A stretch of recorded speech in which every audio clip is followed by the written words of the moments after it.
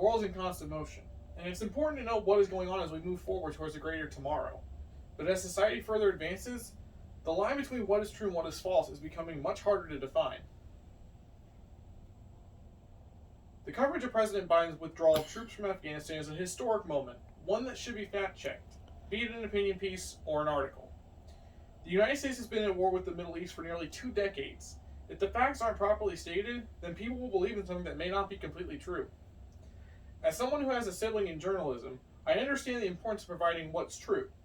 Not only that, but I have researched this topic from many news outlets to understand what is really happening. 2 different articles will be checked for accuracies. One being a news story from Loida C. Baldor and Ellen Nickmeyer from the Associated Press, and another an opinion piece by Rich Lowry of Political. I will then compare them for accuracy and bias. Although something claims a story as news and not an opinion, fact-checking is the best possible way to get accuracy from news. The Associated Press article by Loida C. Baldor and Ellen Nickmeyer, U.S. to withdraw all troops from Afghanistan by September 11th, although claims to be a news story, should still be checked for accuracy to avoid any bias. The AP article from 2021 states the removal on September 11th emphasizes the reason why America went to war in the Middle East originally, to prevent extremist groups like Al-Qaeda from establishing a foothold again that could be used to launch attacks against the U.S. A statement from WhiteHouse.gov on July 8, 2021 from President Biden adds on to this claim, stating, "The United States did what we went to do in Afghanistan, to get the terrorists who attacked us on 9/11 and to deliver justice to Osama bin Laden, and to degrade the terrorist threat to keep Afghanistan from becoming a base from which attacks could be continued against the United States." Baldor and Nickmeyer also discussed how congressional reaction to the removal was mixed from Republicans. An article from Forbes magazine by Jack Brewster confirms this. Brewster stated how Senate Minority Leader Mitch McConnell said the decision was a grave mistake that would likely result in disaster. Other Republicans applauded the move, with Senator Ted Cruz of Texas, a vocal Biden critic, telling CNN he's glad the troops are coming home. The article from Baldor and Nickmeyer also stated that the decision to remove soldiers risks retaliation by the Taliban on U.S. and Afghan forces, possibly escalating the 20-year war. This statement is true. An article by Shannon Pettypiece and Lauren Aiken of NBC News explained that the Taliban has been making significant territorial gains in northern Afghanistan in recent days and are inching closer to the capital, Kabul. Overall, I found this article factual and accurate, although it did seem somewhat biased as it assumed the war would escalate once the troops were withdrawn. This was later revealed to be a possibility in the present. I also thought the article did a good job of showing how Republicans, who tend to criticize Biden, in a different light, with some praising his direction. It is common for people not to take opinion pieces as actual fact, as it is the voice of one person. However, there may be some evidence to explain an opinion piece states. The second piece I examined was Rich Rowley of Political's "Biden is already fumbling the Afghanistan withdrawal." Even though it clearly had an obvious stance on the issue, he did have the facts to back up some of the claims. Lowry claimed in his piece that Biden's continued support after the removal is likely a pipe dream, and nothing about Biden's poorly thought out, drawn down lends any more credibility to it. A June 25, 2021 article from the Associated Press refutes this lack of support, Lowry claims.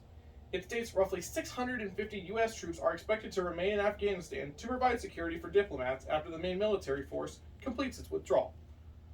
Another fact Lowry claims is true is that President Biden's top military leadership had opposed withdrawal.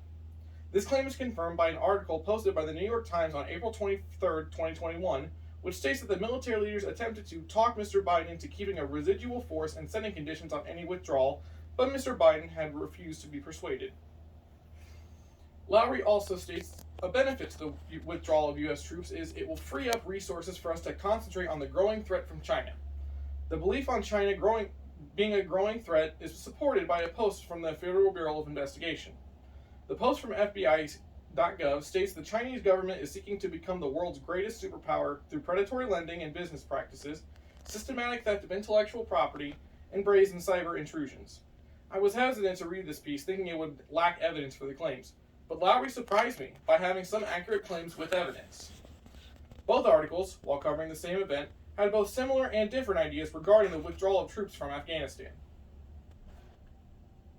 Both Lowry's opinion and Baldor and Nickmeyer's news piece covered the same topic using facts, but the presentation between varies. The facts stated from Lowry were primarily ones that made out President Biden as a poor decision maker, citing military frustration and his continued support as a pipe dream. While stating that the military official's frustration was confirmed, the idea of support being a pipe dream is inaccurate, as Biden has already laid out his plans for continued support. The news story from Balder and Nick Meyer was primarily regarding the initial plans for removal and reaction from the Democratic and Republican parties. The facts discussed were all confirmed from different sources, with some even adding on to their claims. Something both articles expressed was their feelings that when the U.S. troops started to leave Afghanistan, the Taliban would begin to escalate the war, and these claims were supported by an article from NBC News. Both the opinion and news story also expressed concern for what may happen next. While the news story remained rather neutral when it comes to bias and had evidence to back up the different claims, the same could not be said regarding the opinion piece. It was evident that Lowry was presenting a conservative bias, and while he had some evidence to back up his facts, not every fact was accurate. Inaccuracies and bias may not appear evident when reading pieces, so it is important to make sure what you're reading is correct. A news story and opinion regarding President Biden's withdrawal of soldiers from Afghanistan were examined for accuracy and bias, with both mostly having accurate claims.